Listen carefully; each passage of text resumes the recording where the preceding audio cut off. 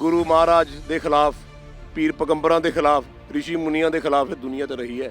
ਤੇ ਇਹੋ ਜਿਹੀ ਕੌਣ ਪਰਵਾਹ ਕਰਦਾ ਹੈ? ਉਹ ਕਹਿੰਦੇ ਹਾਥੀ ਤੁਰਦੇ ਰਹਿੰਦੇ, ਕੁੱਤਿਆਂ ਨੂੰ ਭੌਂਕਣ ਦੀ ਆਦਤ ਹੈ, ਭੌਂਕ ਲੈਂਦੇ ਜਿੰਨਾ ਭੌਂਕਦੇ ਆ। ਸਾਨਾਂ ਦਾ ਰੌਲਾ ਮੇਰੇ ਚਿੱਤ 'ਚ ਜਿਹੜੀ ਅੱਗ ਬਲੀ ਹੋਈ ਹੈ ਨਾ, ਇਹ ਉਦੋਂ ਠੰਡੀ ਹੋਣੀ ਹੈ। ਮੈਂ ਕਹਿਣਾ ਨਹੀਂ ਹੁਣ, ਪਰ ਮੇਰਾ ਕਿਤੇ ਮਨ ਹੈ ਤੇ ਗੁਰੂ ਮਹਾਰਾਜ ਕਿਰਪਾ ਕਰੇ, ਦੇਖੀ ਜਾਇਓ ਅੱਗੇ ਬਣਦਾ ਕੀ ਹੈ। ਜਿੰਨਾ ਦੁਖੀ ਜਿੰਨਾ ਇਹਨਾਂ ਨੇ ਕੀਤਾ, ਉਹੀ ਯੂਵੀ ਵਾਲੀ ਗੱਲ ਸੀ ਵੀ ਦੱਸਣਾ। ਫਿਰ ਬਣਾਇਆ, ਫਿਰ ਮੈਂ ਕਹਿ ਕੇ ਆਇਆ ਸੀ ਜਦੋਂ ਇਹਨਾਂ ਨੇ ਮੈਨੂੰ ਬਾਹਰ ਕੱਢਿਆ, ਮੈਂ ਕਿਹਾ ਥੋੜੀ ਹਿੱਕ ਤੇ ਮੈਂ ਕਿਹਾ ਦਾਲ ਚੱਕੀ ਚਲਾ ਕੇ ਮੂੰਹ ਦੇਖਿਓ ਬਣਦਾ ਕੀ ਇੱਥੇ। ਕਿੱਲ ਲਾ ਕੇ ਆ ਬਣਾ ਕੇ ਸਿਮਟ ਦੇ ਬੁਰਜ ਜਿਹੜੇ ਤੁਸੀਂ ਬਾਰਡਰਾਂ ਤੇ ਲਾਏ ਹੋਏ ਆ, ਤੁਸੀਂ ਰੋਕ ਲਓਗੇ?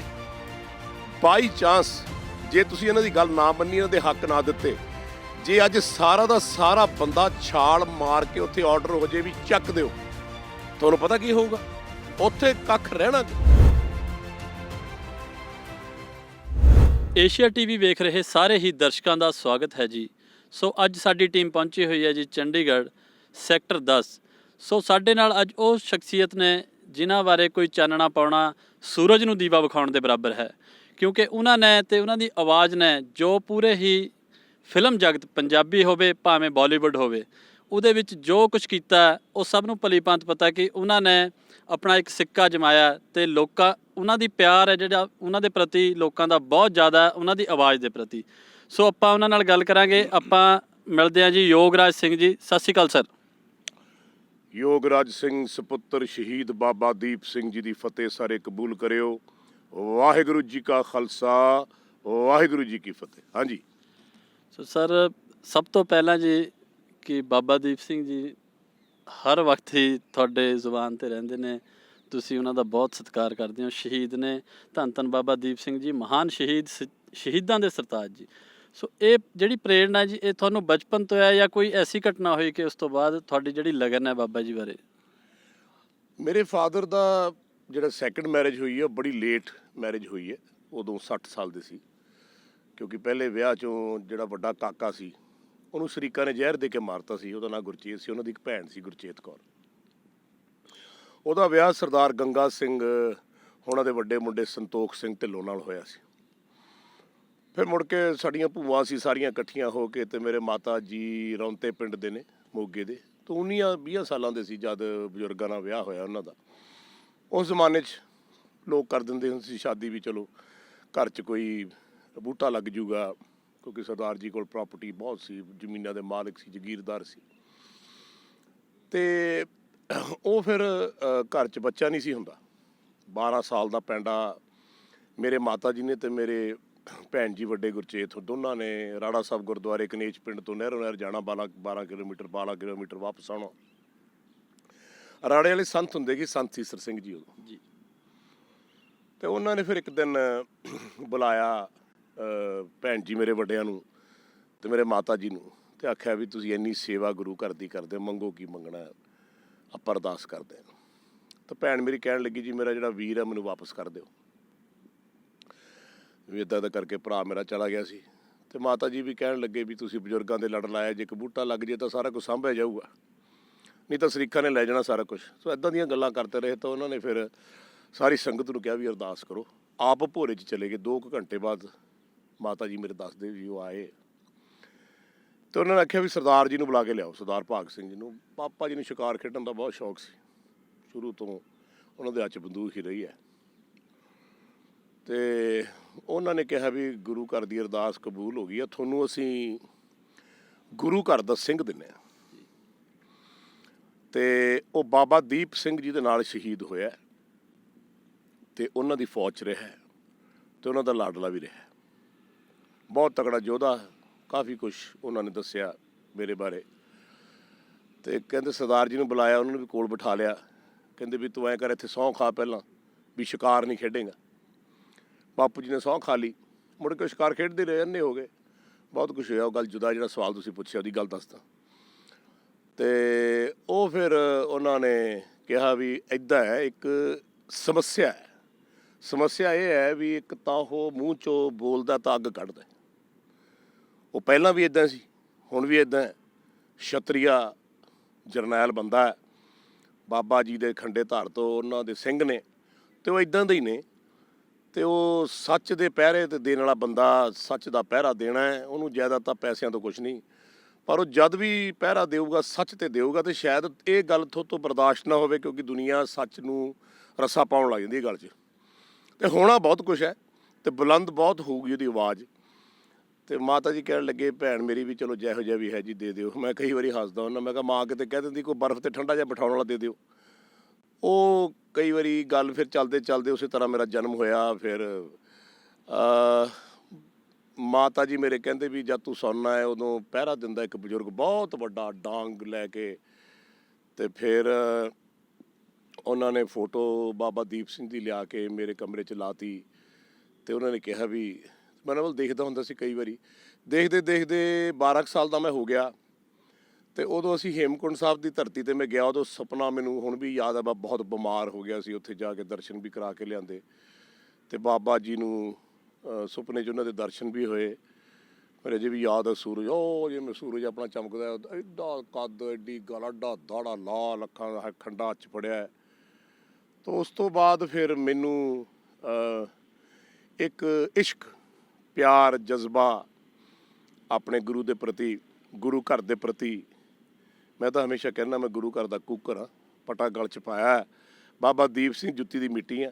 ਪਰ ਇਹ ਮੈਨੂੰ ਗੱਲ ਬਹੁਤ, ਮੈਂ ਵਡਭਾਗੀ ਹਾਂ ਇਸ ਗੱਲ ਨੂੰ ਜਦੋਂ ਮੈਂ ਸੁਣਦਾ। ਬਾਬਾ ਦਰਸ਼ਨ ਸਿੰਘ ਜੀ ਟਾਹਲਾ ਸਾਹਿਬ ਕਹਿੰਦੇ ਹੁੰਦੇ ਆ, ਕਹਿੰਦੇ ਹਰੇਕ ਨੇ ਬਾਬਾ ਜੀ ਨੂੰ, ਬਾਬਾ ਜੀ ਦਾ ਸਿੰਘ ਬਣਿਆ।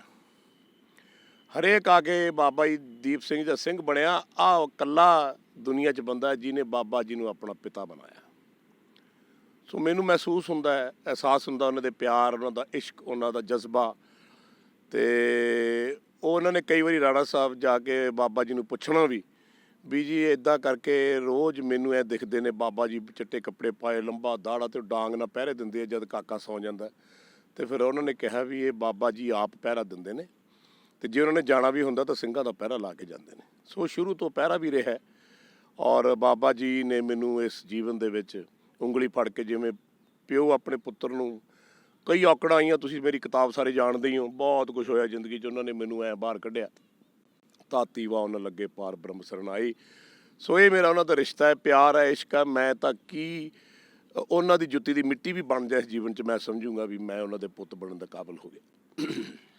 ਸੋ ਅਕਸਰ ਕੀ ਹਰ ਵਕਤ ਜਦੋਂ ਵੀ ਅਸੀਂ ਦੇਖਦੇ ਹਾਂ ਤੁਹਾਡਾ ਕੋਈ ਇੰਟਰਵਿਊ ਜਾਂ ਤੁਸੀਂ ਆਮ ਜਨਤਾ ਦੇ ਵਿੱਚ ਵੀ ਭਾਵੇਂ ਕਿਹੋ ਜਿਹਾ ਵੀ ਮਸਲਾ ਹੋਵੇ, ਤੁਸੀਂ ਹਮੇਸ਼ਾ ਸੱਚ ਦੀ ਆਵਾਜ਼ ਬਣਦੇ ਹੋ।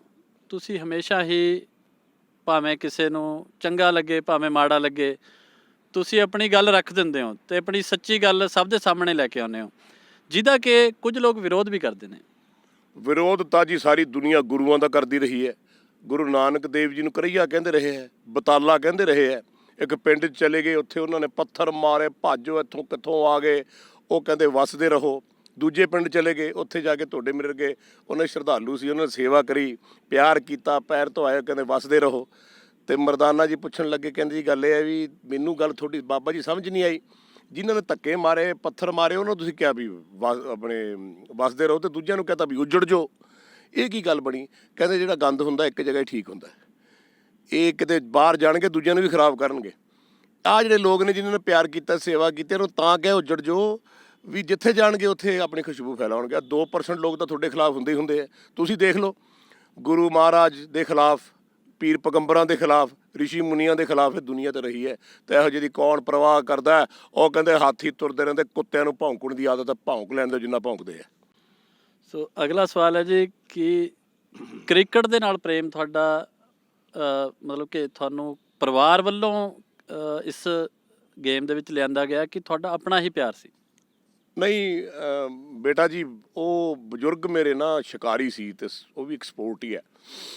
ਹਾਲਾਂਕਿ ਕਈ ਵਾਰੀ ਮੈਂ ਉਹਨਾਂ ਨੂੰ ਕਿਹਾ ਸੀ, ਮੈਂ ਤੂੰ ਕਿਉਂ ਜਾਨਵਰ ਨੂੰ ਮਾਰ ਦਿੰਦੇ ਹੋ? ਤਾਂ ਮੇਰੇ ਗੱਲ ਪੈ ਜਾਂਦੇ ਸੀ, ਕਹਿੰਦੇ ਚੁੱਪ ਕਰਕੇ ਬਹਿ ਜਾ, ਤੂੰ ਬਾਹਲੀ ਮੱਤ ਨਾ ਦਿਆ ਕਰ। ਪਰ ਮੈਨੂੰ ਉਠਾਉਂਦੇ ਸੀ ਸਵੇਰੇ 4 ਵਜੇ 5 ਵਜੇ, ਭਜਾਉਂਦੇ ਸੀ। ਮੈਂ ਯੂਪੀ, ਮੇਰੀ ਪਾਲਣ ਪੋਸ਼ਣ ਹੋਇਆ ਜੰਗਲਾਂ 'ਚ, ਜਿੱਥੇ ਉਹ ਸ਼ਿਕਾਰ ਖੇਡਦੇ ਸੀ। ਪਹਿਲੇ ਪੰਜਾਬੀ ਸੀ। 1937 'ਚ ਉਹਨਾਂ ਨੇ 3000 ਏਕੜ ਜ਼ਮੀਨ ਲਈ ਉੱਥੇ, 1 ਰੁਪਈਆ ਏਕੜ ਨੂੰ। ਅਤੇ ਉੱਥੇ ਜਾ ਕੇ ਫਿਰ ਉਹਨਾਂ ਨੇ ਸਾਰਾ ਵਸਾਇਆ, ਯੂਪੀ ਦੇ ਲੋਕ, ਬਿਹਾਰ ਦੇ ਲੋਕ, ਸਾਰਿਆਂ ਨੂੰ ਵਸਾਇਆ ਉੱਥੇ ਲਿਆ ਕੇ, ਪਰਿਵਾਰ ਬਣਾਇਆ ਆਪਣਾ। ਉਹਨਾਂ ਦੇ ਬੱਚਿਆਂ 'ਚ ਉਹਨਾਂ ਦਾ ਜੀਵਨ ਗੁਜ਼ਰਿਆ, ਉਹਨਾਂ ਦੇ ਉਹੀ ਰੋਟੀ ਉਹਨਾਂ ਦੀ ਬਣਾਉਂਦੇ ਹੁੰਦੇ ਸੀ ਸਾਰੇ। ਅਤੇ ਉੱਥੇ ਫਿਰ ਉਹ ਮੈਨੂੰ ਲੈ ਗਏ ਸੀ, ਉੱਥੇ ਪਰਵਰਿਸ਼ ਮੇਰੀ ਹੋਈ। ਸਪੋਰਟਸ ਉਹਨਾਂ ਦੀ ਨੇਚਰ ਸੀਗੀ। ਮੈਨੂੰ ਯਾਦ ਹੈ ਇੱਕ ਵਾਰੀ ਉਹ ਸ਼ੇਰ ਦਾ ਸ਼ਿਕਾਰ ਖੇਲਣ ਲੈ ਗਏ, ਮੈਂ ਉਦੋਂ 5 ਸਾਲ ਦਾ ਸੀ। ਮੇਰੇ ਮਾਤਾ ਜੀ ਨੂੰ ਕਹਿ ਰਹੇ ਚੱਲ ਬਈ, ਤੇ ਮਾਤਾ ਜੀ ਨੇ ਕਈ ਵਾਰੀ ਕਹਿਣਾ ਵੀ ਆਪਾਂ ਬਸਾਂ ਮੰਗ ਕੇ ਲਿਆ ਮੁੰਡਾ, ਇਹਨੂੰ ਕੁਝ ਹੋ ਗਿਆ ਤਾਂ ਉਹ ਕਹਿੰਦੇ ਇਹ ਬਾਬਾ ਜੀ ਦਾ ਪੁੱਤਰ ਹੈ, ਇਹਨੂੰ ਕੱਖ ਨਹੀਂ ਹੋ ਸਕਦਾ, ਉਹ ਆਪ ਪਹਿਰਾ ਦਿੰਦੇ ਆ। ਉਹ ਮੇਰੇ ਯਾਦ ਆ ਰਾਤ ਨੂੰ ਮੈਂ ਆਪਣੀ ਮਾਂ ਦੀ ਗੋਦੀ 'ਚ ਮਚਾਨ 'ਤੇ ਬੈਠਾ ਸੀ ਤੇ ਬਾਪੂ ਜੀ ਥੱਲੇ ਟੋਆ ਪੱਟ ਕੇ ਉੱਤੇ ਰੱਖ ਕੇ ਆਪਣੇ ਉਹਨਾਂ ਦੇ ਟਹਿਣੇ ਟੂਣੇ ਜੇ ਦਰਖਤ ਦੇ, ਤੇ ਇੱਥੇ ਬੱਕਰਾ ਬੰਨ੍ਹਤਾ ਮਚਾਨ ਦੇ ਨਾਲ ਤੇ ਆਪ ਬੰਦੂਕ ਲੈ ਕੇ ਬਹਿ ਗਏ। ਉਹ ਰਾਤ ਮੈਨੂੰ ਯਾਦ ਆ ਵੀ ਉਹ ਐਡਾ ਵੱਡਾ, ਹੁਣ ਸ਼ੇਰ ਤਾਂ ਸ਼ੇਰ ਹੀ ਆ, ਜੰਗਲ 'ਚ ਖੁੱਲ੍ਹਾ ਦਿੱਖ, 5 ਸਾਲ ਦਾ ਬੱਚਾ। ਮੈਨੂੰ ਐਂ ਲੱਗੇ ਮੇਰੇ ਪਿਓ ਨੂੰ ਖਾ ਜਾਊਗਾ ਤਾਂ ਮੈਂ ਕੋਈ ਚੀਕ ਮਾਰਨ ਲੱਗਿਆ, ਮੇਰੀ ਮਾਂ ਨੇ ਮੂੰਹ 'ਤੇ ਹੱਥ ਰੱਖਤਾ, ਸਾਰਾ ਕੁਝ ਨਿਕਲ ਗਿਆ ਉੱਥੇ। ਫਰਾਕ ਮੇਰੇ ਪਾਈ ਹੋਈ ਸੀ, ਗੁੱਤਾਂ ਤੋਂ ਕੀਤੀਆਂ ਹੋਈਆਂ ਸੀ, ਮੇਰੇ ਫੋਟੋ ਹੁਣ ਵੀ ਪਈ ਮੇਰੇ ਕੋਲ। ਤੇ ਉਦੋਂ ਫਿਰ ਉਹਨਾਂ ਨੇ ਉਹ ਗੋਲੀ ਮਾਰੀ, ਸ਼ੇਰ ਮਾਰਤਾ, ਮੈਨੂੰ ਥੱਲੇ ਲਿਆਂਦਾ, ਗੋਦ 'ਚ ਮੈਨੂੰ ਚੱਕਿਆ। ਉਹ ਸਲੋਗਨ ਬਹੁਤ ਦੇਰ ਸਾਡੇ ਚੱਲਦਾ ਰਿਹਾ, ਅੱਜ ਵੀ ਚੱਲਦਾ, ਸ਼ੇਰ ਕਾ ਬੱਚਾ ਘਾਸ ਨਹੀਂ ਖਾਂਦਾ, ਇੱਦਾਂ ਕਰਕੇ। ਤਾਂ ਉਹ ਫਿਰ ਉਹਨਾਂ ਨੂੰ ਸ਼ੇਰ 'ਤੇ ਬਿਠਾਇਆ, ਖੂਨ ਮੇਰੇ ਮੂੰਹ ਨੂੰ ਲਾਤਾ। ਇਸ ਤਰ੍ਹਾਂ ਦੀ ਪਰਵਰਿਸ਼ ਮੇਰੀ ਹੁੰਦੀ ਰਹੀ।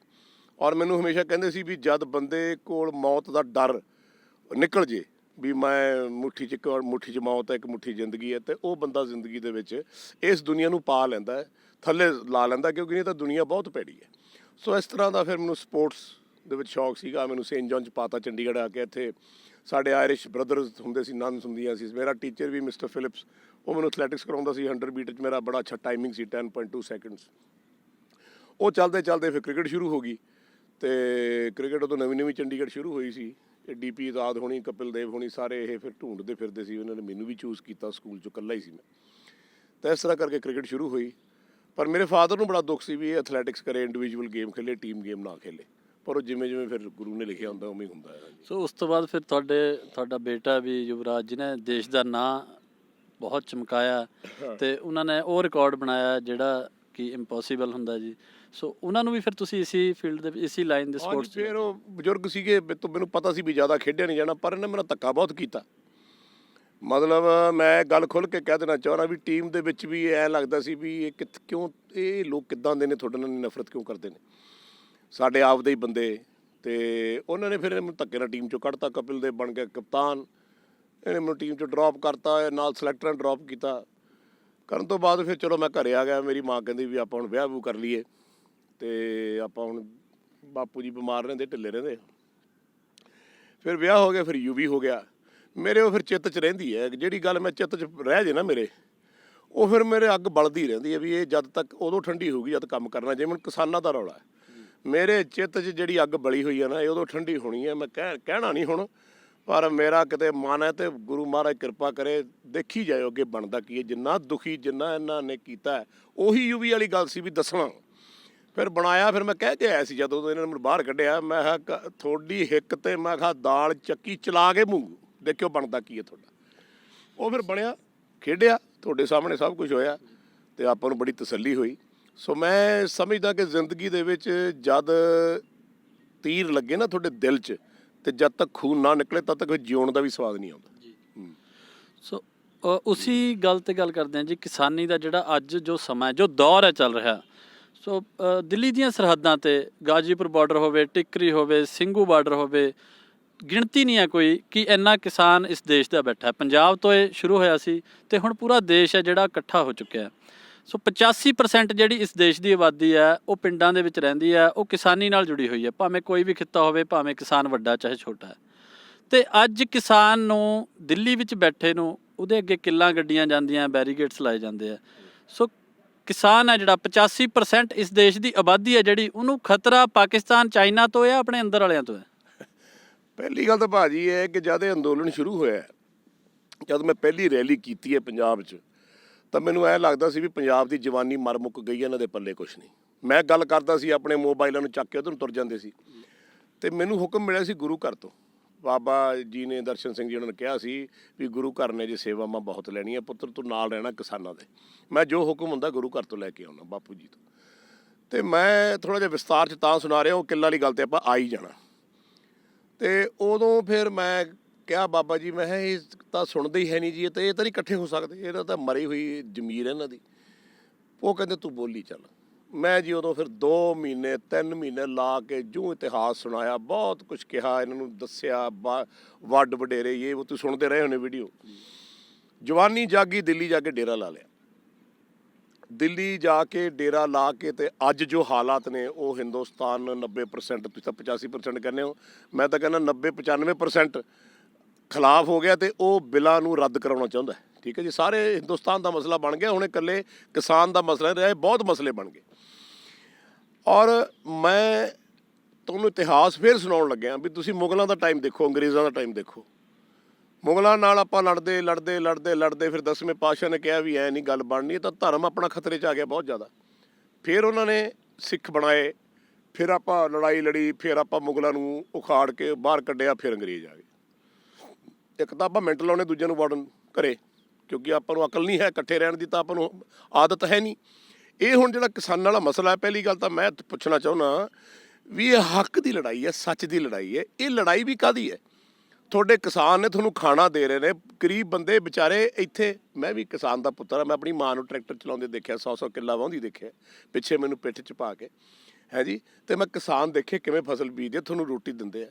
ਹੁਣ ਤੁਸੀਂ ਜਾ ਕੇ ਉੱਥੇ ਉਹਨਾਂ ਨੂੰ ਬਿਠਾ ਲਿਆ, 26 ਜਨਵਰੀ ਨੂੰ ਤੁਸੀਂ ਆਪਦੀ ਪੋਲੀਟਿਕਸ ਖੇਲ ਲਈ, ਜੋ ਤੁਸੀਂ ਗੰਦ ਪਾਉਣਾ ਸੀ ਪਾ ਲਿਆ।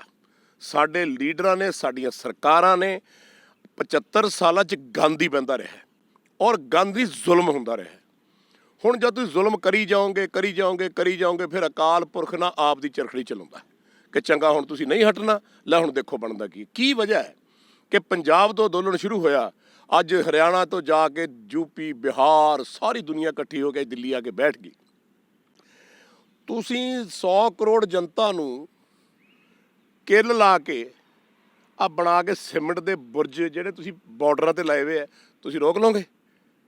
ਬਾਈ ਚਾਂਸ ਜੇ ਤੁਸੀਂ ਇਹਨਾਂ ਦੀ ਗੱਲ ਨਾ ਮੰਨੀ, ਇਹਨਾਂ ਦੇ ਹੱਕ ਨਾ ਦਿੱਤੇ, ਜੇ ਅੱਜ ਸਾਰਾ ਦਾ ਸਾਰਾ ਬੰਦਾ ਛਾਲ ਮਾਰ ਕੇ ਉੱਥੇ ਆਰਡਰ ਹੋ ਜੇ ਵੀ ਚੱਕ ਦਿਓ, ਤੁਹਾਨੂੰ ਪਤਾ ਕੀ ਹੋਊਗਾ? ਉੱਥੇ ਕੱਖ ਰਹਿਣਾ ਕਿ ਨਹੀਂ। ਪਰ ਮੈਂ ਕਹਿੰਦਾ ਵੀ ਇਹ ਤਾਂ ਲੜਾਈ ਆਪਣੇ ਘਰ ਦੀ ਹੈ, ਇਹ ਆਪਾਂ ਬੈਠ ਕੇ ਸੋਲਵ ਕਰੀਏ। ਆਫਟਰ ਆਲ ਗੱਲਬਾਤ ਨਾਲ ਹੀ ਗੱਲ ਬਣਨੀ ਹੈ, ਤਲਵਾਰਾਂ ਗੋਲੀਆਂ ਬੰਦੂਕਾਂ ਨਾਲ ਤਾਂ ਨਹੀਂ ਬਣਨੀ ਹੈ। ਜੇ ਕਿਤੇ ਇੱਥੇ ਸਮਗਲ ਹੋ ਕੇ ਅਸਲੇ ਆ ਗਏ, ਜਿਵੇਂ ਅਮਰਿੰਦਰ ਸਿੰਘ ਹੋਣਾ ਨੇ ਸਟੇਟਮੈਂਟ ਦਿੱਤੀ ਸੀ, ਕਹੋ ਜੀ ਪਾਕਿਸਤਾਨ ਤੋਂ ਅਸਲਾ ਸਮਗਲ ਹੋ ਰਿਹਾ ਜੀ, ਚਾਈਨਾ ਤੋਂ ਹੋ ਰਿਹਾ ਜੀ, ਫਲਾਨਾ ਹੋ ਰਿਹਾ। ਜੇ ਹਰੇਕ ਦੇ ਤੁਹਾਡੇ ਮੇਰੇ ਦੇ ਹੱਥ 'ਚ ਵੈਪਨ ਆ ਗਿਆ, ਬੱਚਿਆਂ ਦੇ ਹੱਥ 'ਚ ਵੈਪਨ ਆ ਗਏ, ਫਿਰ ਕੀ ਬਣੂਗਾ? ਜੰਗ ਕਦੇ ਘਰ 'ਚ ਨਹੀਂ ਲੜੀ ਦੀ। ਸਿਆਣਾ ਉਹ ਹੁੰਦਾ ਵੱਡਾ ਜਿਹੜਾ ਆਪਣੇ ਘਰ ਨੂੰ ਬਚਾ ਕੇ ਰੱਖੇ। ਉਹ ਮੇਰੇ ਹਿਸਾਬ ਨਾਲ ਜਿਹੜੇ ਰਹਿਨੁਮਾ ਨੇ, ਇਸ ਮੌਜੂਦਾ ਸਰਕਾਰ ਹੈ, ਤੁਸੀਂ ਆਪਦੇ ਘਰ ਨੂੰ ਬਚਾ ਕੇ ਰੱਖੋ। ਇਹ ਤੁਹਾਡੇ ਹੀ ਬੰਦੇ ਆ, ਤੁਹਾਡੀ ਧਰਤੀ, ਆਪਣਾ ਹਿੰਦੁਸਤਾਨ ਸਾਰਿਆਂ ਦਾ। ਆਪਾਂ ਹਿੰਦੁਸਤਾਨ ਨੂੰ ਟੁੱਟਣ ਨਹੀਂ ਦੇਣਾ, ਅੱਡ ਨਹੀਂ ਹੋਣ ਦੇਣਾ। ਠੀਕ ਹੈ, ਤਿਰੰਗਾ ਸਾਡੀ ਸ਼ਾਨ ਹੈ, ਤਿਰੰਗੇ ਦਾ ਮੁਕਾਬਲਾ ਕੋਈ ਨਹੀਂ ਕਰ ਸਕਦਾ। ਹਰੇਕ ਕੰਟਰੀ ਦਾ ਆਪਣਾ ਆਪਣਾ ਝੰਡਾ ਹੁੰਦਾ ਜਿਹਦਾ ਉਹਦਾ ਗੌਰਵ ਹੁੰਦਾ, ਅਤੇ ਉਹ ਸਾਡੀ ਸ਼ਾਨ ਹਮੇਸ਼ਾ ਰਹੂਗੀ। ਤੋ ਇਹ ਕਿਸੇ ਦਾ ਪਿਓ ਦਾ ਹਿੰਦੁਸਤਾਨ ਨਹੀਂ। ਪਰ ਜੋ ਤੁਸੀਂ ਉੱਥੇ ਕਰ ਰਹੇ ਹੋ ਦਿੱਲੀ, ਤੁਸੀਂ ਇਹ ਦਿਖਾ ਰਹੇ ਹੋ ਕਿ ਜੀ ਅਸੀਂ ਤੁਹਾਡੇ ਦੁਸ਼ਮਣ ਆ, ਤੁਸੀਂ ਸਾਡੇ ਦੁਸ਼ਮਣ। ਤੁਸੀਂ ਇਹੀ ਦਿਖਾ ਰਹੇ ਹੋ, ਹੋਰ ਤਾਂ ਕੁਝ ਨਹੀਂ ਕਰ ਰਹੇ। ਜੇ ਤੁਸੀਂ ਕਿੱਲਾ ਨਾ ਲਾਉਂਦੇ, ਇਹ ਨਾ ਬੈਰੀਅਰ ਲਾਉਂਦੇ, ਸ਼ਾਇਦ ਇਹ ਗੱਲ ਹੁਣ ਐਡੀ ਵੱਡੀ ਨਾ ਬਣਦੀ। ਹੁਣ ਇਹ ਭਾਜੀ ਐਡੀ ਵੱਡੀ ਗੱਲ ਬਣ ਗਈ ਹੈ ਪੁੱਤਰ ਮੇਰੇ, ਕਿ ਜਿੱਥੇ ਹਰੇਕ ਬੰਦੇ ਨੂੰ ਇਹ ਲੱਗਣ ਲੱਗ ਗਿਆ ਵੀ ਅਸੀਂ ਇੱਕ ਮੁਲਕ ਫਤਿਹ ਕਰਨਾ, ਅਤੇ ਉਹ ਮੁਲਕ ਜਿਹੜਾ ਕਹਿੰਦਾ ਅਸੀਂ ਤੁਹਾਨੂੰ ਫਤਿਹ ਕਰਨਾ। ਇਹ ਕਿੱਡੀ ਕੁ ਵੱਡੀ ਸਿਆਣਪ ਹੈ। ਤੁਸੀਂ ਮੁਲਕ ਨੂੰ ਵੰਡਤਾ ਧਰਮਾਂ ਦੇ ਵਿੱਚ, ਹਿੰਦੂ, ਸਿੱਖ, ਮੁਸਲਮਾਨ, ਈਸਾਈ, ਸਾਰੇ ਤੁਸੀਂ ਆਪਸ ਦੇ ਵਿੱਚ ਲੜਾ ਤੇ ਜ਼ਹਿਰਾਂ ਭਰਤੀਆਂ। ਇਸ ਤਰ੍ਹਾਂ ਰਾਜ ਭਾਗ ਨਹੀਂ ਹੋਇਆ ਕਰਦੇ। ਮੈਂ ਤਾਂ ਜ਼ਿੰਦਗੀ 'ਚ ਇੱਕੋ ਗੱਲ ਜਾਣਦਾ, ਦੋ ਰਸਤੇ ਆ ਬੰਦੇ ਵਾਸਤੇ, ਇੱਕ ਰੱਬ ਦਾ ਰਾਹ, ਇੱਕ ਸ਼ੈਤਾਨ ਦਾ ਰਾਹ ਹੈ। ਮੈਂ ਰੱਬ ਦਾ ਰਾਹ ਫੜਿਆ, ਅਤੇ ਜਿਹਨੇ ਰੱਬ ਦਾ ਰਾਹ ਫੜਿਆ ਉਹਨੂੰ ਹਮੇਸ਼ਾ ਹੀ ਤਸੀਹੇ ਮਿਲੇ, ਲੇਕਿਨ ਅਖੀਰ 'ਚ ਜਿੱਤ ਸੱਚਾਈ ਦੀ ਹੋਈ ਹੈ। ਜਿੱਥੇ ਮਰਜ਼ੀ ਭੱਜ ਲਓ, ਇਤਿਹਾਸ ਤੁਹਾਡੇ ਸਾਹਮਣੇ ਹੈ। ਸੋ ਬਾਲੀਵੁੱਡ ਦੇ ਵਿੱਚੋਂ ਤੁਸੀਂ ਇੱਕ ਸ਼ਖਸ ਹੋ ਜਿਨ੍ਹਾਂ ਨੇ ਬੇਬਾਕੀ ਨਾਲ ਕਿਸਾਨਾਂ ਦਾ ਪੱਖ ਰੱਖਿਆ, ਉਹਨਾਂ ਦੇ ਹੱਕ 'ਚ ਖੜ੍ਹੇ ਹੋ, ਉਹਨਾਂ ਦੀਆਂ ਸਟੇਜਾਂ ਤੱਕ ਵੀ ਤੁਸੀਂ ਉਹਨਾਂ ਨੂੰ ਮਿਲਣ ਗਏ ਹੋ, ਉਹਨਾਂ ਦੇ ਵਿੱਚ ਬੈਠੇ ਹੋ। ਅਤੇ ਇੱਕ ਦਿਲਜੀਤ ਦੋਸਾਂਝ, ਉਹ ਵੀ ਕਿਸਾਨਾਂ ਦੇ ਲਈ ਖੜ੍ਹਦਾ ਹੈ। ਅਤੇ ਉਸ ਤੋਂ ਬਾਅਦ ਬਾਲੀਵੁੱਡ ਕਿਉਂ ਨਹੀਂ ਆਪਣੇ ਕਿਸਾਨ ਭਰਾਵਾਂ ਵਾਸਤੇ, ਜਿਨ੍ਹਾਂ ਜਵਾਨੀ ਹੋਵੇ ਭਾਵੇਂ ਕਿਸਾਨੀ ਹੋਵੇ, ਕਿਉਂਕਿ ਇੱਕ ਕਿਸਾਨ 'ਤੇ ਫਿਲਮ ਬਣਾ ਦੇਣੀ ਅਤੇ ਇੱਕ ਡੁਪਲੀਕੇਸੀ ਹੁੰਦੀ ਹੈ, ਪਰ ਉਸ ਕਿਸਾਨ ਦੀ ਤਰ੍ਹਾਂ ਜ਼ਿੰਦਗੀ ਜੀਣੀ ਅਤੇ ਉਸ ਕਿਸਾਨ ਦੀ ਤਰ੍ਹਾਂ ਫਾਹਾ ਲੈ ਕੇ ਖੁਦਕੁਸ਼ੀ ਕਰਨੀ ਜਾਂ ਖੇਤਾਂ 'ਚ ਕੰਮ ਕਰਨਾ, ਸੋ ਉਹ ਇੱਕ ਰੀਅਲ ਲਾਈਫ ਦਾ ਕਿਸਾਨ ਹੀ ਜਿੰਦਾ। ਸੋ ਅੱਜ ਉਸ ਕਿਸਾਨ ਨੂੰ ਜ਼ਰੂਰਤ ਸੀ ਕਿ ਬਾਲੀਵੁੱਡ ਨੂੰ ਨਹੀਂ ਸੀ ਹੋਣਾ ਚਾਹੀਦਾ। ਗੱਲਾਂ ਦੋ ਨੇ। ਇੱਕ ਗੱਲ ਮੈਂ ਕਰਨ ਲੱਗਿਆ ਸੀ ਵੀ ਇਹਨਾਂ ਨੇ ਨਾ ਮੀਡੀਆ ਖਰੀਦ ਕੇ, ਜੇ ਕੋਈ ਬੋਲਦਾ ਹੈ ਨਾ ਤਾਂ ਅੱਧੀ ਕਲਿੱਪ ਇੱਥੋਂ ਕੱਟ ਕੇ, ਅੱਧੀ ਉੱਥੋਂ ਕੱਟ ਕੇ, ਅੱਧੀ ਉੱਥੋਂ ਕੱਟ ਕੇ ਨਾ ਜੋੜਨ ਦੀ ਬੜੀ ਆਦਤ। ਦੇਖੋ ਸ਼ੈਤਾਨ ਬੰਦਾ ਨਾ, ਸ਼ੈਤਾਨ ਦਿਮਾਗ ਹੈ। ਪਿਛਲੀ ਵਾਰੀ ਮੈਂ ਕਿਹਾ ਕੁਛ, ਇਹਨਾਂ ਨੇ ਕੁਛ ਬਣਾ ਕੇ ਜੀ ਬੜੀ ਦੁਨੀਆ ਦੇ ਵਿੱਚ ਮੇਰਾ ਟਵੀਟ ਕਰਾਇਆ, ਫਲਾਨਾ ਜੀ, ਧਮਕਾ ਜੀ। ਹਾਲਾਂਕਿ ਮੇਰੇ ਘਰ ਦੇ ਵਿੱਚ ਮੇਰੇ ਤੋਂ ਜ਼ਿਆਦਾ ਸੈਕੂਲਰ ਬੰਦਾ ਹੀ ਹੈ ਨਹੀਂ। ਮੇਰੇ ਘਰ ਦੇ ਵਿੱਚ ਹਰ ਧਰਮ ਦੇ ਬੰਦੇ ਨੇ, ਹਰ ਧਰਮ ਦੇ ਬੰਦੇ ਇੱਕ ਦੂਜੇ ਨਾਲ ਵਿਆਹੇ ਹੋਏ ਨੇ, ਤੇ ਮੈਂ ਤਾਂ ਉਸ ਧਰਮ ਜਿਹਦੇ ਪਿੱਛੇ ਸਾਡੇ ਗੁਰੂਆਂ ਨੇ ਕੁਰਬਾਨੀਆਂ ਦੇਤੀਆਂ, ਪੀਰ ਪੈਗੰਬਰਾਂ ਨੇ ਕੁਰਬਾਨੀਆਂ ਦੇਤੀਆਂ, ਸ਼ਹੀਦਾਂ ਨੇ ਦੇ ਦਿੱਤੀਆਂ, ਉਸ ਧਰਮ ਨੂੰ ਬਚਾਉਣ ਦੀ ਖਾਤਰ ਤਾਂ ਮੈਂ ਆਪਦੀ ਵੀ ਸ਼ਹੀਦੀ ਦੇ ਦੂੰਗਾ।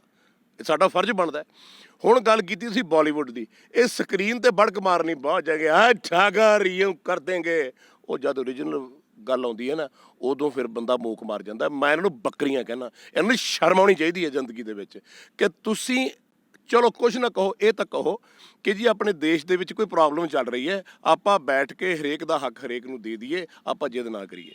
ਇਹ ਕਾਹਦੇ ਨੇ ਬੰਦੇ ਜਿਹੜੇ ਵੀ ਬੰਦੇ ਕਰ ਰਹੇ ਆ। ਮੈਂ ਤਾਂ ਉਸ ਬੰਦੇ ਨੂੰ ਬੰਦਾ ਸਮਝਦਾ, ਜੇ ਮੈਨੂੰ ਕੋਈ ਪੁੱਛੇ ਮੈਂ ਕੀ ਆਖਾਂ ਕਿ ਦੇਖੋ ਜੀ ਕਿਸਾਨ ਨੇ ਰੋਟੀ ਦੇਣੀ ਹੈ ਤੇ ਕਿਸਾਨ ਨੇ ਸਭ ਕੁਝ ਕਰਨਾ, ਮੈਂ ਤਾਂ ਕਿਸਾਨਾਂ ਦੇ ਨਾਲ ਖੜੂੰਗਾ ਤੇ ਮਰੂੰਗਾ ਵੀ। ਲੇਕਿਨ ਸਰਕਾਰ ਨੂੰ ਚਾਹੀਦਾ ਕਿਸਾਨਾਂ ਨਾਲ ਬੈਠ ਕੇ, ਆਪਣਾ ਐਡਾ ਦੇਸ਼ ਹੈ, ਐਡਾ ਗੌਰਵ ਹੈ, ਐਡੀ ਗੱਲ ਹੈ, ਇੰਨੀ ਬਾਤ ਹੈ, ਇੰਨੇ ਧਰਮ ਆਪਾਂ ਸਾਰੇ ਇਕੱਠੇ ਰਹਿ ਰਹੇ ਆ, ਕਿੱਡੀ ਵੱਡੀ ਗੱਲ ਹੈ। ਤੇ ਆਪਾਂ ਜਿਹੜੇ ਇਹਨਾਂ ਦੇ ਹੱਕ ਇਹਨਾਂ ਨੂੰ ਦੇ ਦਈਏ, ਇਹਨਾਂ ਨੂੰ ਜਿਉ ਲੈਣ ਦਈਏ ਤਾਂ ਕਿ ਦੇਸ਼ ਆਪਣਾ ਖੁਸ਼ਹਾਲ ਹੋਵੇ। ਤੁਸੀਂ ਬਹੁਤ ਚੰਗੇ ਕੰਮ ਕੀਤੇ, ਸਰਕਾਰ ਨੇ ਕੀਤੇ ਹੋਣਗੇ, ਕੀਤੇ ਕਰਨੇ ਚਾਹੀਦੇ ਹੈ, ਲੇਕਿਨ ਮੈਂ ਸਮਝਦਾ ਇੱਥੇ ਤੁਸੀਂ ਆ ਕੇ ਜ਼ਿੰਦਗੀ ਦੇ ਵਿੱਚ ਗਲਤੀ ਕਰ ਗਏ ਹੋ। ਔਰ ਹੁਣ ਤੁਸੀਂ ਉਹਦਾ ਇਸ਼ੂ ਬਣਾ ਲਿਆ, ਈਗੋ ਮੈਂ ਨਾ ਮੰਨੂ, ਮੈਂ ਮੈਨੂੰ ਕੋ ਕਹਿ ਦੂਗਾ। ਜਦ ਬੰਦੇ 'ਚ ਮੈਂ ਵੜ ਜੇ ਨਾ, ਉਹ ਜ਼ਿੰਦਗੀ 'ਚ ਹਮੇਸ਼ਾ ਮਰਦਾ ਹੁੰਦਾ, ਖੁਦਾ ਨੂੰ ਭਾਉਂਦਾ ਨਹੀਂ। ਮੈਂ ਫਿਰ ਵੀ ਚਾਹੂੰਗਾ, ਔਰ ਮੈਂ ਫਿਰ ਵੀ ਇਲਤਜਾ ਸਰਕਾਰ ਨੂੰ ਕਰਦਾ, ਮੈਂ ਮੋਦੀ ਜੀ ਨੂੰ ਵੀ ਇਲਤਜਾ ਕਰਦਾ ਕਿ ਤੁਸੀਂ ਇਸ ਤਖਤ ਤੋਂ ਤਾਜ ਦੇ ਮਾਲਕ ਹੋ, ਤੁਹਾਡੇ ਬੱਚੇ ਹੈ, ਤੁਸੀਂ ਕੋਲ ਬੈਠ ਕੇ ਇਹਨਾਂ ਨਾਲ ਗੱਲ ਕਰ ਲਓ ਆਪ। ਤੁਸੀਂ ਕਾਹਨੂੰ ਕਦੇ ਕੋਈ ਵਿੱਚ ਪਾ ਲਿਆ, ਕਦੇ ਕੋਈ ਵਿੱਚ ਪਾ ਲਿਆ, ਇੰਨੇ ਵਿਚੋਲਿਆਂ ਨਾਲ ਕੰਮ ਨਹੀਂ ਬਣਦਾ ਹੁੰਦਾ। ਤੁਸੀਂ ਆਪ ਵਿੱਚ ਬੈਠ ਕੇ ਇਹ ਜਿਹੜਾ ਮਸਲਾ ਸੋਲਵ ਕਰ ਲਓ। ਅੱਜ ਨਹੀਂ ਤਾਂ ਕੱਲ੍ਹ ਨੂੰ ਸੋਲਵ ਹੋਊਗਾ। ਤੁਸੀਂ ਮੈਨੂੰ ਦੱਸੋ ਭਾਜੀ, ਜੇ ਕੱਲ੍ਹ ਨੂੰ ਸਾਰਾ ਦੇਸ਼ ਸੜਕਾਂ 'ਤੇ ਆ ਗਿਆ ਤੇ ਫਿਰ ਇੱਥੇ ਸਿਵਲ ਰਾਈਟਸ ਹੋ ਗਏ ਤਾਂ ਫਿਰ ਕੀ ਕਰਾਂਗੇ? ਫਿਰ ਆਪਾਂ ਲੋਕਾਂ ਨੂੰ ਕਹਾਂਗੇ ਜੀ ਇਹ ਫਲਾਨਾ ਅੱਤਵਾਦੀ ਹੈ ਜੀ, ਇਹ ਖਾਲਿਸਤਾਨੀ ਹੈ ਜੀ, ਇਹ ਫਲਾਨਾ। ਅਤੇ ਫਿਰ ਤੁਸੀਂ ਕੀ ਹੋ? ਤੁਸੀਂ ਦੱਸੋ ਕੀ ਹੋ ਭਾਈ? ਮੈਂ ਉਹਨਾਂ ਨੂੰ ਪੁੱਛਣਾ ਤੁਹਾਨੂੰ ਕੀ ਨਾਮ ਦਈਏ? ਤੁਹਾਨੂੰ ਇਹ ਕਹਿ ਦਈਏ ਵੀ ਤੁਸੀਂ ਦੇਸ਼ ਦਰੋਹੀ ਹੋ? ਨਹੀਂ, ਕਿਉਂਕਿ ਤੁਸੀਂ ਦੇਸ਼ ਦੇ ਬੰਦੇ ਹੋ। ਉਹ ਯਾਰ ਜਿੰਨੇ ਬੰਦੇ ਆ ਤੁਹਾਡੇ ਆ, ਇੱਥੇ ਆ ਕੇ ਕੋਈ ਕਿਸੇ ਨੂੰ ਚੱਕ ਨਹੀਂ ਸਕਦਾ, ਪਰ ਤੁਹਾਨੂੰ ਇਹਨਾਂ ਮਹਿਸੂਸ ਹੋਊਗਾ ਵੀ ਰੋਟੀ ਤਾਂ ਤੁਸੀਂ ਵੀ ਖਾਂਦੇ ਹੋ। ਤੁਹਾਨੂੰ ਰੋਟੀ ਕਿੱਥੋਂ ਆਉਂਦੀ ਹੈ? ਤੁਹਾਨੂੰ ਪੀਜ਼ੇ ਕਿੱਥੋਂ ਮਿਲਦੇ ਆ, ਬਰਗਰ ਕਿੱਥੋਂ ਮਿਲਦੇ ਆ? ਤੁਹਾਨੂੰ ਰੋਟੀ ਪਾਣੀ ਦਾਲ ਸਬਜ਼ੀ ਕਿੱਥੋਂ ਮਿਲਦੀ ਹੈ?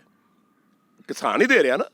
ਤਾਂ ਹੁਣ ਤੁਸੀਂ ਉਸ ਕਿਸਾਨਾਂ ਨੂੰ ਜੇ ਮਾਰਨਾ ਚਾਹੁੰਦੇ ਹੋ ਤਾਂ ਗੁਰੂ ਨਾਨਕ ਦੇਵ ਜੀ ਕਹਿ ਗਏ ਸੀ ਕਿ ਜਿਹੜਾ ਕਿਸਾਨ ਹੈ ਅੰਨਦਾਤਾ ਹੈ, ਤੇ ਦਾਤੇ ਨਾਲ ਕਦੇ ਪੰਗਾ ਨਹੀਂ ਲਈਦਾ, ਕਿਉਂਕਿ ਦਾਤਾਰ ਫਿਰ ਜਦ ਵੱਢਣ ਤੇ ਆਉਂਦਾ ਨਾ, ਫਿਰ ਨਿੱਕੀ ਨਿੱਕੀ ਬੋਰੀ ਕਰ ਦਿੰਦਾ। ਮੇਰੀ ਫਿਰ ਵੀ ਇਲਤਜਾ ਹੈ ਕਿ ਅਜੇ ਵੀ ਮੌਕਾ ਆਪਾਂ ਸਾਰਿਆਂ ਨੂੰ ਇਕੱਠੇ ਲੈ ਕੇ ਆਪਣੇ ਦੇਸ਼ ਦੇ ਵਿੱਚ ਜੋ ਕੁਝ ਵੀ ਚੱਲ ਰਿਹਾ ਉਹਨੂੰ ਆਪਾਂ ਠੀਕ ਕਰ ਲਈਏ। ਸੋ ਇਸ ਦੇਸ਼ ਤੋਂ ਬਾਅਦ ਇੰਟਰਨੈਸ਼ਨਲ ਮੀਡੀਆ ਨੇ ਇੱਕ ਖਬਰ ਦਿੱਤੀ, ਇੱਕ ਖਬਰ ਚਲਾਈ, ਉਸ 'ਤੇ ਰਿਆਨਾ ਜਿਹੜੀ ਪੌਪ ਸਟਾਰ ਹੈ, ਉਸਨੇ ਕਿਸਾਨਾਂ ਦਾ ਦਰਦ ਹੈ ਜਿਹੜਾ ਦੁੱਖ ਸਮਝਿਆ ਤੇ ਉਸਨੇ ਟਵੀਟ ਕੀਤਾ। ਤੇ ਬਹੁਤ ਸਾਰੇ ਲੋਕ ਜੋ ਉਸ ਦੇ ਪਿੱਛੇ ਪੈ ਗਏ। ਉਹ ਇੱਕ ਲੜਕੀ ਹੈ ਤੇ ਉਸ ਨੂੰ ਦਰਦ ਆਇਆ ਤੇ ਉਸਨੇ ਟਵੀਟ ਕੀਤਾ ਤੇ ਕਿਸਾਨਾਂ ਦੇ ਲਈ ਉਹਨਾਂ ਦੇ ਹੱਕ ਵਿੱਚ ਉਤਰੀ। ਨਹੀਂ, ਤੁਸੀਂ ਰਿਹਾਨਾ ਦੀ ਕਿਉਂ ਗੱਲ ਕਰਦੇ ਹੋ? ਸਾਰੇ ਮੁਲਕ ਤੁਹਾਡੇ ਖਿਲਾਫ ਹੋਏ ਖੜੇ ਹੈ, ਸਾਰੀ ਦੁਨੀਆ ਤੁਹਾਡੇ ਐਜੀਟੇਸ਼ਨ ਕਰ ਰਹੀ ਹੈ, ਸਾਰੀ ਹਾਲੀਵੁੱਡ ਤੁਹਾਡੀ ਐਜੀਟੇਸ਼ਨ ਕਰ ਰਹੀ ਹੈ, ਬਾਲੀਵੁੱਡ ਤੁਹਾਡੇ ਖਿਲਾਫ ਹੋਈ ਹੈ ਵੀ ਤੁਸੀਂ ਇਹ ਗਲਤ ਗੱਲ ਹੈ। ਔਰ ਜੇ ਕਿਸੇ ਨੇ ਕੋਈ ਗੱਲ ਕਰਤੀ ਹੈ ਤੇ ਉਹਨੇ ਗੱਲ ਤੁਹਾਡੇ ਮਸਲੇ ਵਾਸਤੇ ਕੀਤੀ ਹੈ, ਤੁਸੀਂ ਸਗੋਂ ਕਹੋ ਜੀ ਕੋਈ ਗੱਲ ਨਹੀਂ, ਤੁਹਾਡੀ ਗੱਲ ਅਸੀਂ ਠੀਕ ਹੈ, ਸਾਡਾ ਮਸਲਾ ਅਸੀਂ ਆਪਸ ਸੁਲਝਾ ਲਾਂਗੇ, ਕੋਈ ਗੱਲ ਨਹੀਂ। ਗੱਲ ਨੂੰ ਮੈਂ ਮੰਨਦਾ ਵੀ ਸਾਡੀ ਆਪਸ ਦੀ ਗੱਲ ਹੈ, ਅਸੀਂ ਸੁਲਝਾ ਲਾਂਗੇ। ਪਰ ਜੇ ਕੋਈ ਗੱਲ ਕਰ ਰਿਹਾ ਹੈ ਤੇ ਉਹਦੇ ਖਿਲਾਫ ਥੋੜ੍ਹਾ ਹੋਣਾ ਚਾਹੀਦਾ। ਪਰ ਚਲੋ ਜੇ ਓਪੀਨੀਅਨ ਨੇ, ਤੁਸੀਂ ਵੀ ਤਾਂ ਓਪੀਨੀਅਨ ਦਿੰਦੇ ਹੋ ਲੋਕਾਂ ਬਾਰੇ, ਤੁਸੀਂ ਵੀ ਤਾਂ ਗੱਲਾਂ ਕਰਦੇ ਹੋ ਫਲਾਨੀ ਕੰਟਰੀ 'ਚ ਐ ਨਹੀਂ ਹੋਣਾ ਚਾਹੀਦਾ, ਉੱਥੇ ਐ ਨਹੀਂ ਹੋਣਾ ਚਾਹੀਦਾ, ਧਮਕਾ ਨਹੀਂ ਹੋਣਾ ਚਾਹੀਦਾ। ਸੋ ਆਈ ਥਿੰਕ, ਮੈਂ ਸਮਝਦਾ ਵੀ ਜਿਹੜੀਆਂ ਗੱਲਾਂ ਨੇ ਆਪਸ ਦੀ ਵਿੱਚ ਲੜਾਈ ਹੈ, ਰਿਹਾਨਾ ਨੇ ਕੁਛ ਕਹਿਤਾ, ਤੁਸੀਂ ਕੁਛ ਬੋਲਿਆ, ਆ ਕੰਗਨਾ ਜੀ ਹੁਣ ਹੈ ਤਾਂ ਬਾਇਜ਼ਤ ਔਰਤਾਂ ਨੇ, ਔਰਤਾਂ ਦੀ ਇੱਜ਼ਤ ਮੈਂ ਬਹੁਤ ਕਰਦਾ, ਹੈ ਤਾਂ ਸਾਡੀਆਂ ਧੀਆਂ ਨੇ, ਬੇਟੀਆਂ ਨੇ, ਇਹਨਾਂ ਨੂੰ ਕੀ ਆਖਾਂ ਵੀ ਬਜਾਏ ਇੰਨਾ ਗੰਦ ਬੋਲਣ ਤੋਂ ਲੋਕੀ ਤੁਹਾਨੂੰ ਸੁਣਦੇ ਆ, ਲੋਕਾਂ 'ਤੇ ਅਸਰ ਪੈਂਦਾ। ਤੁਸੀਂ ਉਹ ਗੱਲ ਕਰੋ ਜਿਹੜਾ ਤੁਹਾਡੇ ਮੂੰਹ 'ਚ ਫੁੱਲ ਕਰਨ। ਗੁਰੂ ਨਾਨਕ ਦੇਵ ਜੀ ਨੇ ਕਿਹਾ 4 ਬੋਲ ਲੇਕਿਨ ਉਹ ਬੋਲ, ਇਹ ਤਾਂ ਆਪਣੀ ਇਹਨਾਂ ਦੀ ਮੈਂ ਤਾਂ ਹੀ ਗੱਲ ਕਰਦਾ ਹੁੰਦਾ ਨਾ ਵੀ ਪੜ੍ਹਿਆ ਲਿਖਿਆ ਜਿਹੜਾ ਹੈਗਾ ਉਹ ਮੂਰਖ ਹੈ ਤੇ ਅਨਪੜ੍ਹ ਸਿਆਣਾ। ਸੋ ਆਹ ਤੁਹਾਡੇ ਸਾਹਮਣੇ ਹੈ। ਸੋ ਜੀ ਇੱਕ ਹੋਰ ਸਵਾਲ ਹੈ ਕਿ ਹੁਣ ਇਸ ਸਮੇਂ ਤੁਹਾਡੇ ਮਨ ਦੇ ਵਿੱਚ ਕੀ ਵਿਚਾਰ ਨੇ ਬੀਜੇਪੀ ਸਰਕਾਰ ਨੂੰ? ਕੀ ਸੰਦੇਸ਼ ਹੈ? ਕੀ ਕਹਿਣਾ ਚਾਹੁੰਦੇ ਹੋ ਸਾਡੇ ਦੇਸ਼ ਦੇ ਮਾਨਯੋਗ ਪ੍ਰਧਾਨ ਮੰਤਰੀ ਸਾਹਿਬ ਮੋਦੀ ਸਾਹਿਬ? ਦੇਖੋ ਜੀ, ਕੋਈ ਵੀ ਪਾਰਟੀ ਮਾੜੀ ਨਹੀਂ ਹੁੰਦੀ, ਨਾ ਕਾਂਗਰਸ ਮਾੜੀ ਸੀ, ਨਾ ਬੀਜੇਪੀ ਮਾੜੀ ਹੈ, ਨਾ ਅਕਾਲੀ ਮਾੜੇ ਨੇ, ਨਾ ਪਾਰਟੀ ਮਾੜੀ ਨਹੀਂ ਹੁੰਦੀ, ਬੰਦੇ ਚੰਗੇ ਮਾੜੇ ਹੁੰਦੇ ਆ ਹਮੇਸ਼ਾ। ਬੀਜੇਪੀ 'ਚ ਜਿਹੜੇ ਲੋਕ ਰਾਜ ਕਰ ਰਹੇ ਇਸ ਵਕਤ, ਮੈਂ ਸਮਝਦਾ ਉਹ ਪ੍ਰਧਾਨ ਮੰਤਰੀ ਜੀ ਨੂੰ ਚੰਗੀ ਗੱਲ ਹੀ ਨਹੀਂ ਕਹਿ ਰਹੇ। ਜੇ ਉੱਠ ਕੇ ਕਹਿ ਦੇਣ ਕਿ ਜੀ ਆਪਾਂ ਇਹਦਾ ਕੋਈ ਹੱਲ ਕਰ ਲਈਏ, ਆਪਾਂ ਬਿੱਲ ਵਾਪਸ ਕਰ ਦਈਏ ਤੇ ਆਪਣੇ ਦੇਸ਼ ਲਈ ਚੰਗਾ ਹੈ। ਤੇ ਇਹ ਬੀਜੇਪੀ ਸਰਕਾਰ ਹੋਵੇ ਜਾਂ ਕੋਈ ਹੋਵੇ, ਭਾਜੀ ਜਿਹੜਾ ਤੁਸੀਂ ਸਵਾਲ ਕੀ ਪੁੱਛਿਆ ਨਾ, ਇਹ 75 72 73 ਸਾਲ ਹੋ ਗਏ ਨਾ ਆਪਾਂ ਨੂੰ ਯਾਦ ਹੋਏ ਨੂੰ। ਆਹੋ 75 ਸਾਲ ਹੋ ਗਏ। 75 ਸਾਲਾਂ 'ਚ ਇਹ ਬੀਜ ਬੀਜੇ ਹੋਏ ਕਾਂਗਰਸ ਦੇ। ਇਹ ਜਿਹੜੇ ਹੁਣ ਵੱਡਾ ਦਰਖਤ ਕੰਢਾ ਸੂਲ ਬਣਿਆ ਨਾ, ਇਹ ਕਾਂਗਰਸ ਦੇ ਬੀਜੇ ਹੋਏ ਆ। ਮੈਂ ਇੱਕ ਸਵਾਲ ਪੁੱਛਣਾ ਚਾਹੁੰਦਾ ਜਥੇਬੰਦੀਆਂ ਨੂੰ, ਚਲੋ ਪੰਜਾਬ ਦੇ ਲੋਕਾਂ ਨੂੰ, ਜਦ ਇੰਦਰਾ ਗਾਂਧੀ ਨੇ 18 ਕਿੱਲੇ ਦੀ ਸੀਲਿੰਗ ਲਾਈ ਸੀ ਜੱਟ ਦੀ ਜ਼ਮੀਨ ਤੇ, ਉਦੋਂ ਤੁਹਾਡੀ ਐਜੀਟੇਸ਼ਨ ਕਿੱਥੇ ਗਈ ਸੀ? ਮੈਂ ਪੁੱਛਣਾ ਚਾਹੁੰਦਾ। ਇਹ ਜਥੇਬੰਦੀਆਂ ਮੈਨੂੰ ਜਵਾਬ ਦੇ ਦੇਣ 31 ਦੇ 31, ਠੀਕ ਹੈ? ਇਹ ਨਹੀਂ ਸਾਡੇ ਵੱਡ ਵਡੇਰੇ ਸੀ ਇਹਨਾਂ ਦੇ ਨਾਲ ਆ। ਉਦੋਂ ਤੁਸੀਂ ਕਿੱਥੇ ਗਏ ਸੀ? ਉਦੋਂ ਤੁਸੀਂ ਬਿੱਲ ਵਾਪਸ ਕਿਉਂ ਨਾ ਕਰਾ ਸਕੇ? ਉਦੋਂ ਤੁਸੀਂ ਇੰਦਰਾ ਗਾਂਧੀ ਦੇ ਗਲ 'ਚ ਅੰਗੂਠਾ ਕਿਉਂ ਨਾ ਦਿੱਤਾ? ਇਹ ਪਿੱਛੇ ਬੀਜਿਆ ਆ ਰਿਹਾ। ਸਾਡੇ ਲੀਡਰ ਵਿਕਦੇ ਰਹੇ ਨੇ, ਸਾਡੀਆਂ ਪਾਰਟੀਆਂ ਦੇ ਲੋਕ ਵਿਕਦੇ ਰਹੇ ਨੇ, ਇਸ ਕਰਕੇ ਹਾਲ ਹੋਇਆ। ਲੇਕਿਨ ਮੈਨੂੰ ਦੁੱਖ ਇਸ ਗੱਲ ਦਾ ਹੈ ਕਿ ਇਹਨਾਂ ਨੇ, ਬੀਜੇਪੀ ਵਾਲਿਆਂ ਨੇ ਧਰਮ ਦੇ ਵਿੱਚ ਲੜਾਈ ਕਰਾਤੀ। ਤੁਸੀਂ ਧਰਮਾਂ ਦੇ ਵਿੱਚ ਲਾਇਆ ਗੱਲ ਨੂੰ। ਹਿੰਦੂ, ਸਿੱਖ, ਮੁਸਲਮਾਨ, ਈਸਾਈ, ਆਹ ਤੁਸੀਂ ਕੀ ਕੀਤਾ? ਇਹ ਤਾਂ ਰੱਬ ਨੂੰ ਪਾਉਂਦਾ ਨਹੀਂ। ਸਾਰੇ ਧਰਮ ਇੱਕੋ ਜਿਹੇ ਨੇ, ਸਾਰੇ ਧਰਮ ਪੂਜਨਯੋਗ ਨੇ, ਸਾਰੇ ਧਰਮਾਂ ਦੇ ਲੋਕ ਜਿਹੜੇ ਨੇ ਉਹ ਆਪਣੇ ਨੇ। ਹਾਂ, ਮਾੜਾ ਚੰਗਾ ਹਰ ਜਗ੍ਹਾ ਹੋ ਸਕਦਾ ਹੈ। ਮਾੜਾ ਆਦਮੀ ਕਿਸੇ ਵੀ ਧਰਮ ਦਾ ਵੀ ਹੋ ਸਕਦਾ ਹੈ, ਉਹਦੀ ਸੋਚ ਮਾੜੀ ਹੋ ਸਕਦੀ ਹੈ। ਸੋ ਮੈਂ ਸਮਝਦਾ ਕਿ ਇਹਦੇ 'ਚ ਕਿਸੇ ਪਾਰਟੀਆਂ ਦੀ ਗੱਲ ਨਹੀਂ। ਜਿਹੜੇ ਪਾਰਟੀਆਂ ਦੇ ਲੋਕ ਨੇ ਉਹ ਸ਼ਾਇਦ ਇੱਕ ਇਹੋ ਜਿਹੀ ਸੋਚ ਰੱਖਦੇ ਨੇ ਜਿੱਥੇ ਨੂੰ ਐਂ ਲੱਗਦਾ ਵੀ ਬਸ ਅਸੀਂ ਹੋਣੇ ਚਾਹੀਦੇ, ਹੋਰ ਕੁਝ ਵੀ ਨਹੀਂ ਹੋਣਾ ਚਾਹੀਦਾ। ਉਹ ਜੇ ਆਵਾਮ ਨਹੀਂ ਹੋਊਗਾ ਤਾਂ ਰਾਜਨੀਤੀ ਤੇ ਕਰੋਗੇ? ਦੱਸੋ ਮੈਨੂੰ। ਮੈਂ ਹਿਟਲਰ ਨੂੰ ਇਹ ਗੱਲ ਕਦੇ ਉਦੋਂ ਹੁੰਦਾ ਤਾਂ ਪੁੱਛਦਾ ਵੀ ਤੂੰ ਸਾਰੀ ਦੁਨੀਆ ਫਤਿਹ ਕਰਕੇ ਦੱਸ ਕਰਨਾ ਕੀ ਹੈ? ਤੂੰ ਸਗੋਂ ਪਿਆਰ ਵੰਡ, ਤੂੰ ਸਾਰਿਆਂ ਨਾਲ ਮਿਲ ਕੇ ਚੱਲ, ਤੂੰ ਇਹੋ ਜਿਹੀ ਦੁਨੀਆ ਬਣਾ ਜਿੱਥੇ ਤੇਰੇ ਗਲ 'ਚ ਹਾਰ ਪੈਣ। ਅੱਜ ਲੋਕੀ ਉਹਦੇ ਤੇ ਥੁੱਕਦੇ ਹੈ, ਜਾਂ ਹੋਰ ਜਿਹੜੇ ਮੁਸਲੀ ਵਰਗੇ ਜਾਂ ਦੂਸਰੇ ਬੰਦੇ ਜੇ ਮਸੂਲੀ ਵਰਗੇ ਜਾਂ ਹੋਰ ਕਈ ਹੋਏ ਨੇ ਜਿਨ੍ਹਾਂ ਨੂੰ ਲੋਕ ਅੱਜ ਯਾਦ ਨਹੀਂ ਕਰਦੇ। ਔਰੰਗਜ਼ੇਬ ਦੀ ਕਬਰ ਤੇ ਕੋਈ ਥੁੱਕਣ ਨਹੀਂ ਜਾਂਦਾ। ਤੁਸੀਂ ਦੇਖਿਆ ਹੋਣਾ, ਔਰੰਗਾਬਾਦ ਜਾ ਕੇ ਦੇਖੋ। ਸੋ ਇਹੋ ਜਿਹੇ ਕੰਮ ਕਰੋ ਕਿ ਲੋਕ ਤੁਹਾਨੂੰ ਪਿਆਰ ਕਰਨ, ਸਿਦਕ ਕਰਨ, ਤੁਹਾਨੂੰ ਆਪਣੇ ਗੱਲ ਨਾਲ ਲਾ ਕੇ ਰੱਖਣ। ਸੋ ਮੈਨੂੰ ਇੱਕ ਜਸਵਿੰਦਰ ਭੱਲਾ ਜੀ ਦੀ ਗੱਲ ਯਾਦ ਆ ਰਹੀ ਹੈ। ਉਹਨਾਂ ਨੇ ਕਿਹਾ ਸੀ ਕਿ ਜੇ ਚੰਡੀਗੜ੍ਹ ਢਹਿ ਜੂ ਪਿੰਡਾਂ ਵਰਗਾ ਤਾਂ ਰਹਿ ਜੂ, ਜੇ ਪਿੰਡ ਹੀ ਢਹਿ ਗਿਆ ਫਿਰ ਪਿੱਛੇ ਕੀ ਰਹਿ ਗਿਆ? ਭੱਲਾ ਜੀ ਦੀ ਗੱਲ ਨਾਲ ਮੈਂ ਕੋਈ ਬਾਹਲੀ ਗੱਲ ਦਾ ਸਹਿਮਤ ਨਹੀਂ ਹੁੰਦਾ। ਚੰਡੀਗੜ੍ਹ ਨੇ ਪਿਆਰ ਨਾਲ ਬਣਾਇਆ, ਟਿੱਟ ਕਰਕੇ ਲਾਇਆ। ਇਹ ਵੀ ਕਦੇ ਪਿੰਡ ਹੀ ਹੁੰਦਾ ਸੀ, ਸ਼ਹਿਰ ਬਣ ਗਿਆ ਤੇ ਇਹਦੇ 'ਚ ਆਪਾਂ ਰਹਿੰਦੇ ਹਾਂ। ਤਾਂ ਇਹੋ ਜਿਹੀ ਗੱਲ ਨਹੀਂ ਕਰਨੀ ਚਾਹੀਦੀ ਭੱਲਾ ਸਾਹਿਬ। ਗੱਲ ਇਹ ਹੈ ਵੀ ਪਿੰਡ ਕਿੱਥੇ ਢਹਿਣੇ, ਕੁਛ ਨਹੀਂ ਢਹਿੰਦਾ। ਗੱਲ ਸਿਰਫ ਸੋਚ ਦੀ ਹੈ। ਆਪਾਂ ਸਗੋਂ ਇਹ ਕਹੀਏ ਵੀ ਚੰਡੀਗੜ੍ਹ ਵੀ ਸਾਡਾ ਰਹਿ ਜੇ, ਪਿੰਡ ਵੀ ਸਾਡੇ ਰਹਿ ਜਾਣ, ਹਿੰਦੁਸਤਾਨ ਵੀ ਸਾਡਾ ਰਹਿ ਜੇ, ਇਹ ਸਾਡਾ ਹੈ। ਸਾਰਾ ਦੇਸ਼ ਆਪਣਾ ਹੈ ਔਰ ਇਸ ਦੇਸ਼ ਦੇ ਲੋਕਾਂ 'ਚ ਰਹਿੰਦੇ ਉਹਦੀ ਕਦਰ ਕਰਨੀ ਤੇ ਉਹਨਾਂ ਨਾਲ ਪਿਆਰ ਕਰਨਾ ਜ਼ਰੂਰੀ ਹੈ। ਬਸ ਇਹ ਸਟੇਟਮੈਂਟ ਜ਼ਿਆਦਾ ਵਧੀਆ ਹੈ। ਤੇ ਢਹਿੰਦਾ ਇੱਥੇ ਕੁਝ ਵੀ ਨਹੀਂ, ਕਿਉਂਕਿ ਰੱਬ ਨੇ ਬਣਾਈ ਚੀਜ਼ ਹੈ। ਜਦ ਤੱਕ ਉਹ ਨਹੀਂ ਚਾਹੁੰਦਾ ਤਦ ਤੱਕ ਕੁਝ ਨਹੀਂ ਢਹਿੰਦਾ। ਮੇਰਾ ਤਾਂ ਇੱਕ ਗੱਲ ਹੈ, ਹੁਕਮ ਰਜਾਈ ਚੱਲਣਾ ਨਾਨਕ ਲਿਖਿਆ ਨਾਲ, ਹੁਕਮੇ ਅੰਦਰ ਸਭ ਕੋ, ਬਾਹਰ ਹੁਕਮ ਨਾ ਕੋਈ। ਜੋ ਕੁਝ ਹੋ ਰਿਹਾ ਉਹਦੇ ਹੁਕਮ ਨਾਲ ਹੋ ਰਿਹਾ, ਔਰ ਜੋ ਕੁਝ ਉਹ ਕਰੂਗਾ ਉਹੀ ਹੋਣਾ। ਸੋ ਆਖਰੀ ਜਾਂਦੇ ਜਾਂਦੇ ਸਾਡੇ ਪੰਜਾਬ ਦੀ ਤੇ ਇਸ ਦੇਸ਼ ਦੀ ਨੌਜਵਾਨੀ ਨੂੰ ਕੀ ਸੁਨੇਹਾ ਜੀ? ਮੈਨੂੰ ਤਾਂ ਜੀ ਇਸ ਗੱਲ ਦੀ ਬੜੀ ਖੁਸ਼ੀ ਹੈ ਕਿ ਨੌਜਵਾਨ ਖੜਾ ਹੋ ਗਿਆ। ਔਰ ਮੈਂ ਬੁਲੰਦ ਆਵਾਜ਼ 'ਚ ਗੱਲ ਕਹੀ ਸੀ ਕਿ ਅੱਜ ਦੀ ਜਿਹੜੀ ਐਜੀਟੇਸ਼ਨ ਹੈ, ਅੱਜ ਦੀ ਜਿਹੜਾ ਇਹ ਧਰਨੇ ਹੈ ਜਾਂ ਅੱਜ ਦਾ ਜਿਹੜਾ ਅੰਦੋਲਨ ਹੈ, ਇਹ ਨੌਜਵਾਨਾਂ ਦੇ ਸਿਰ ਤੇ ਖੜਾ ਹੈ। ਕਿਸੇ ਨੂੰ ਗਲਤਫਹਿਮੀ ਨਾ ਹੋਵੇ ਲੀਡਰਾਂ ਨੂੰ ਵੀ ਜੀ ਅਸੀਂ ਅੰਦੋਲਨ ਚਲਾਇਆ, ਜਾਂ ਜਥੇਬੰਦੀਆਂ ਨੂੰ ਜਾਂ ਕਿਸੇ ਨੂੰ ਵੀ ਕੋਈ ਗਲਤਫਹਿਮੀ ਨਹੀਂ ਹੋਣੀ ਚਾਹੀਦੀ ਵੀ ਸਾਡੇ ਕਰਕੇ ਅੰਦੋਲਨ ਚੱਲ ਰਿਹਾ। ਅੰਦੋਲਨ ਚੱਲ ਰਿਹਾ ਤਾਂ ਜਵਾਨੀ ਕਰਕੇ ਚੱਲ ਰਿਹਾ। ਪੰਜਾਬ ਦੇ ਜਵਾਨ ਸ਼ੁਰੂ ਹੋਏ, ਪੰਜਾਬ ਦੇ ਮੁੰਡਿਆਂ ਨੇ ਬੈਰੀਅਰ ਲਾ ਕੇ ਦਿੱਲੀ ਧਰਨਾ ਲਾਇਆ, ਹਰਿਆਣੇ ਦੇ ਬੰਦਿਆਂ ਨੇ, ਜੋ ਨੌਜਵਾਨਾਂ ਨੇ ਸਾਥ ਦਿੱਤਾ, ਬਜ਼ੁਰਗਾਂ ਨੇ, ਵੱਡ ਵਡੇਰਿਆਂ ਨੇ, ਔਰ ਨਾਲ ਤੁਰੇ ਤਾਂ ਅੱਜ ਸਾਰੇ ਹਿੰਦੁਸਤਾਨ ਦੀ ਜਿਹੜੀ 80% ਜਵਾਨੀ ਹੈ ਉਹ ਕਾਇਮ ਹੋ ਕੇ ਅੱਜ ਦਿੱਲੀ ਬਾਰਡਰ ਤੇ ਬੈਠੀ ਹੈ। ਔਰ ਮੈਨੂੰ ਇਸ ਗੱਲ ਦੀ ਵੀ ਬੜੀ ਖੁਸ਼ੀ ਹੈ ਜਿਹੜੀ ਮੈਂ ਕਹੀ ਸੀ ਪਹਿਲਾਂ ਕਿ ਜੋ 40 ਸਾਲ ਪਹਿਲਾਂ ਮੈਂ ਜਵਾਨੀ ਦੇਖਦਾ ਸੀ, ਅੱਜ ਉਹੀ ਜਵਾਨੀ ਹੈ। ਕਿਉਂਕਿ ਇਹਨਾਂ 40 ਸਾਲਾਂ ਦੇ ਵਿੱਚ ਕੁਝ ਨਹੀਂ ਹੋਇਆ। ਜੇ ਜਵਾਨੀ ਸਾਡੀ ਉਦੋਂ ਕਾਇਮ ਹੁੰਦੀ ਜਦ ਇੰਦਰਾ ਗਾਂਧੀ ਨੇ 18 ਕਿੱਲੇ ਦੀ ਸੀਲਿੰਗ ਲਾਈ ਸੀ, ਤੇ ਉਦੋਂ ਆਹ ਜਵਾਨੀ ਹੁੰਦੀ ਤੇ ਅਸੀਂ ਉਹ ਬਿੱਲ ਵੀ ਵਾਪਸ ਕਰਾਉਂਦੇ। ਯੂਪੀ ਸਿੱਖਾਂ ਨੇ ਆਬਾਦ ਕੀਤੀ, ਜੱਟਾਂ ਨੇ, ਪੰਜਾਬੀਆਂ ਨੇ ਆਬਾਦ ਕੀਤੀ। ਉਸ ਯੂਪੀ 'ਚੋਂ ਸਾਨੂੰ ਕੱਢਿਆ ਗਿਆ। ਸਾਡੀ ਉੱਥੇ ਪੈਲੀ ਸੀ, ਲੋਕਾਂ ਦੀ ਪੈਲੀ ਸੀ। ਆਬਾਦ ਕਰਨ ਤੋਂ ਬਾਅਦ ਇਹ ਕੱਢਿਆ ਗਿਆ ਜੀ ਇੱਥੇ ਤੁਹਾਡੀ 18 ਕਿੱਲੇ ਜ਼ਮੀਨ ਰਹੂਗੀ, ਬਾਕੀ ਸਾਰੀ ਜ਼ਮੀਨ ਸਰਕਾਰ ਲੈ ਜਾਊਗੀ। ਸੋ ਜੋ ਜਵਾਨੀ ਹੈ ਉਸ ਜਵਾਨੀ ਤੇ ਸਦਕੇ ਜਾਈਏ। ਇਹੀ ਗੱਲ ਕਹੂੰਗਾ ਕਿ ਪਿਓ ਦੀ ਪੱਗ ਮੁੰਡੇ ਦੇ ਸਿਰ ਤੇ ਹੁੰਦੀ ਹੈ ਔਰ ਦਾਦੇ ਦੀ ਪੱਗ ਪੋਤੇ ਦੇ ਸਿਰ ਤੇ ਹੁੰਦੀ ਹੈ। ਤੁਸੀਂ ਪੁੱਤ ਵੀ ਸਾਡੇ ਤੇ ਪੋਤੇ ਵੀ ਸਾਡੇ, ਆਪਣੇ ਪੰਜਾਬ ਨੂੰ ਤੇ ਦੇਸ਼ ਨੂੰ ਸੰਭਾਲ ਕੇ ਰੱਖਿਓ। ਵਾਹਿਗੁਰੂ ਜੀ ਕਾ ਖਾਲਸਾ, ਵਾਹਿਗੁਰੂ ਜੀ ਕੀ ਫਤਿਹ। ਸੋ ਬਹੁਤ ਬਹੁਤ ਧੰਨਵਾਦ ਯੋਗਰਾਜ ਸਿੰਘ ਜੀ ਦਾ। ਸੋ ਮੈਂ ਓਂਕਾਰ ਸਿੰਘ, ਸੈਕਟਰ 10 ਚੰਡੀਗੜ੍ਹ ਤੋਂ, ਕੈਮਰਾਮੈਨ ਗੁਰਜੀਤ ਸਿੰਘ ਦੇ ਨਾਲ।